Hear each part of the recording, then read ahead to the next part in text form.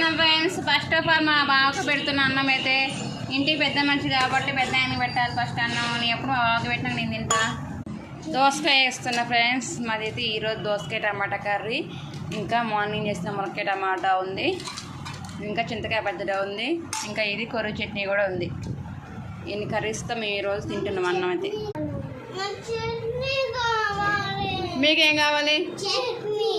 మా పిల్లలకి ఇద్దరికి చట్నీ కావాలంట. మా పిల్లలకి కూడా పెడుతున్నా అండి. ఇద్దరు గిన్నె చిన్న గిన్నెలు పెడితే మంచిగా వాళ్ళే చక్కగా తింటారు. మా పిల్లలకైతే ఇది పండ్ల పచ్చడి కావాలంట, కొర్రీ పచ్చడి మా మమ్మీ పెట్టి పంపించింది. ఎండాకాలం పచ్చడితో మంచి కడుపు నిండా తినవచ్చు అన్నం అయితే.